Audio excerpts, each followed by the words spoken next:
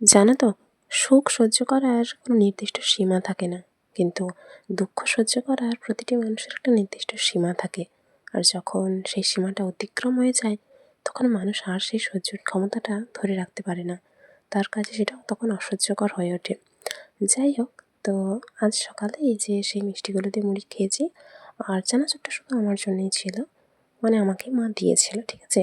তো রিমুকেও তো মুড়ি খেতে দিলাম, আর সময় মতো ওষুধ খেয়েও নিলাম। শেষে মিষ্টি খানিকটা বাড়তি হয়েছিল। আবার বাবা বাজার থেকে আসার পর নারকেল তুলেছিল, সেটাও তিনজন এমনিই খেয়ে নিয়েছি। নরম নারকেল ছিল, সুন্দর।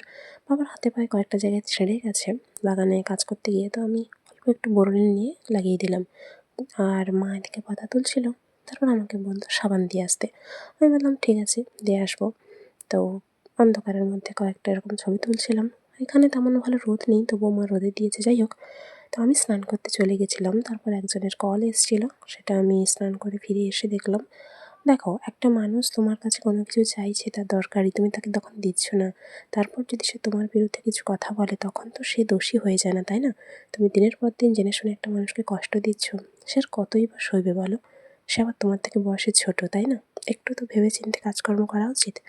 যাই হোক, স্নান শেষে আমি ঠাকুরকে ফুল ধূপ দিয়েছিলাম, আর যা যা রান্না হয়েছে তা তো ঠাকুরকে দিয়েছি নিবেদন করে।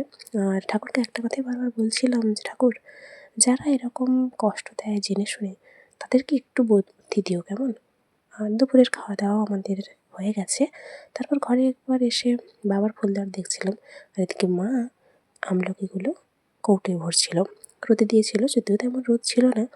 যাই হোক, আর বাবা কিছু পাতা তুলে দিয়েছিল, থালকুনি শাক যাকে বলে, এমনি খাবে বলে। রেমুকে মুড়ি খেতে দিয়ে এদিকে দেখি বাবা কিছু জ্বালানি কাটছে। আর সন্ধেবেলার দিকে এই যে দেখো, ডাহুকে একটা মিষ্টির স্বর, মানে বলা চলে স্বরের থেকে ওরা মারামারি করছে বেশি। কোথাও একটা সন্ধ্যা দেওয়া আছে, আমাদের বাড়িতে দেওয়া হয়ে গেছে। তো এই যে সন্ধ্যার অপরূপ দৃশ্যটা, এটা গ্রাম বাংলা ছাড়া শহুরে জীবনে তুমি পাবে না। আর সেই জন্যই প্রকৃতির ডাকে বারবার আমি গ্রামকেই ভালোবাসি। শহর আমার খুব একটা পছন্দ নয়।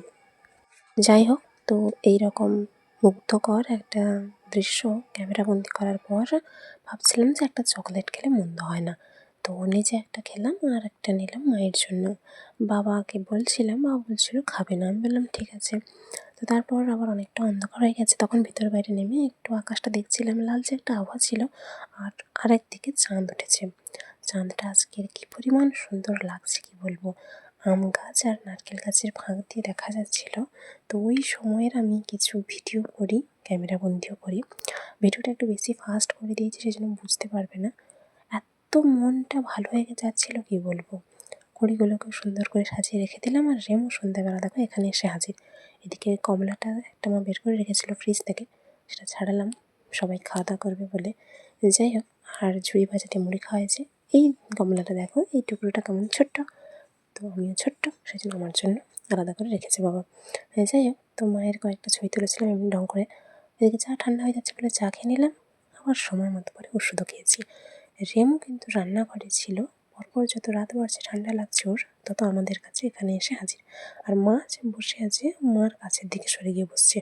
বারবার আমি ঠেলে ঠেলে দিচ্ছি যাতে একটু সামনের দিকে এগিয়ে আসে, কারণ মা দেখলেই চিৎকার করবে, কোথায় চুল চড়ে যাবে কী হবে। কিন্তু ও ঠিক মার কাছের দিকে গিয়ে বসছে।